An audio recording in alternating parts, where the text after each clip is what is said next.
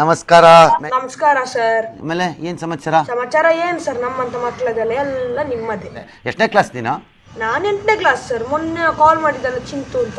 ಓ, ಸವಣೂರ್ನವ್ರ ನೀವು? ಸವಣೂರ್ ಅಲ್ಲ ಸರ್, ಸುಳ್ಯ. ಚಿಂತು ಸುಳ್ಯ. ಯಾವ ತಾಲೂಕಾ? ಸುಳ್ಯ ತಾಲೂಕು ಸರ್. ಪಪ್ಪ ಏನ್ ಮಾಡ್ತಾರೆ? ಅಪ್ಪ ಎರಡಿಗೆ ತಿಂದುಕೊಂಡು ಕೂತ್ಕೊಂಡಿದ್ದಾರೆ. ಎಕ್ಸಾಮ್ಗೆ ರೆಡಿ ಆಗಿದ್ಯಾ ನೀನು? ಹೇಗ ಸರ್ ಎಕ್ಸಾಮಿಗೆ ರೆಡಿ ಆಗುದು? ಸ್ಕೂಲಿಂದ ಬಂದ ಮೇಲೆ ಬೇಗ ಬೇಗ ಸ್ನಾನ ಮಾಡಿ ಓದು ಅಂತ ಹೇಳಿದ್ರೆ ಇಲ್ಲಿ 24 ಗಂಟೆ ಕರೆಂಟೇ. ಪ್ರಾಬ್ಲಮ್ ಅದೇ. ಪ್ರಾಬ್ಲಮ್ ಸ್ವಲ್ಪ ಅಲ್ಲ ಸರ್, ಭಯಂಕರದಲ್ಲಿ ಉಂಟು. ಓಕೆ, ಈಗ ನಿಂಗೆ ಬೇಜಾರಾಗ್ತಾ ಇದೆಯಾ ಮನೆ ಒಳಗಡೆ ಇರೋದಕ್ಕೆ? ಹೌದು ಸರ್, ಬೇಜಾರು. ಮನೆ ಒಳಗೆ ನೋಡಿದ್ರೆ ಫುಲ್ ಕತ್ತ. ಅದಕ್ಕೆ ನಾನು ಹೊರಗೆ ಅಂಗಳದಲ್ಲಿ ಕೂತ್ಕೊಂಡು ನಿಮಗೆ ಕಾಲ್ ಮಾಡ್ತಾ ಇರೋದು. ಏನಾಗಬೇಕು ಅಂತ ನೀನು ಆಮೇಲೆ PUC ಹೋಗ್ತೀಯಲ್ಲ? ನೆಕ್ಸ್ಟ್ ನನಗೆ ಶೆಫ್ ಆಗುವಂತ ಆಸೆ ಸರ್. ಈ ಕರೆಂಟಿನ ಅವಸ್ಥೆ ನೋಡ್ರೆ ಶೆಫ್ ಅಲ್ಲ, ಚೆಪ್ಪು ಗುದ್ದಾರ ಸರ್.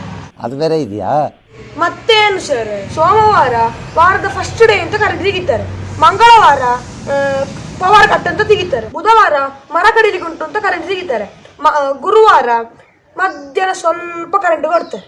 ಶುಕ್ರವಾರ ಪುನಃ ಪವರ್ ಕಟ್. ಶನಿವಾರ ಸಂಜೆ ಸ್ವಲ್ಪ ಕರೆಂಟ್ ಕೊಡ್ತಾರೆ. ಹೀಗೆ ಆದ್ರೆ ಹೇಗೆ ಸರ್ ಎಕ್ಸಾಮಿಗೆ ರೆಡಿ ಆಗುದು ಹೇಗೆ, ಶೆಫ್ ಆಗುದು ಹೇಗೆ? ನಂಗೆ ಅರ್ಥ ಆಯ್ತು ನಿಮ್ ಪ್ರಾಬ್ಲಮ್ ಏನು ಅಂತ, ತಲೆ ಕೆಡ್ಸ್ಕೊಬೇಡಿ. ನಿಮಗೆ ಅರ್ಥ ಆಗ್ತದೆ ಸರ್, ಅರ್ಥ ಆಗುವವರಿಗೆ ಅರ್ಥ ಆಗ್ಬೇಕಲ್ವಾ? ನನಗೆ ದಬಾಯಿಸಿದ್ರೆ ಏನ್ ಪ್ರಯೋಜನ? ಮಾತ್ರ ಹೇಳ್ತೀರಿ ನಿಮ್ ಡಿಸ್ಟ್ರಿಕ್ಟ್ ಚೀಫ್ ಅವ್ರಿಗೆ ಹೋಗಿ ಡೈರೆಕ್ಟ್ ಆಗಿ ಹೇಳ್ಬಾರ್ದಾ? ಹೇಳ್ಬೋದು, ಆದ್ರೆ ಭಯ ಸರ್. ಯಾಕೆ? ಹೇಳಿದ ಮೇಲೆ ಒಂದು ಒಳಗೆ ಹಾಕಿಸಿ ರಾಗಿ ಮುದ್ದೆ ತಿನ್ನುವಾಗೆ ಆಗ್ಬಾರ್ದಲ್ವಾ? ನೀವು ನಗಾಡ್ತೀರಾ ಸರ್, ನಗಾಡ್ತೀರಾ. ನಿಮಗೇನು ಗೊತ್ತು ನಮ್ಮ ಕಷ್ಟ. ಆಯ್ತು ಓಕೆ, ಇಲ್ಲಿ ನೋಡೋಣ ಇರಿ, ಒಂದಿನ ಟೈಮ್ ಕೊಡೋಣ ಅವ್ರಿಗೂ.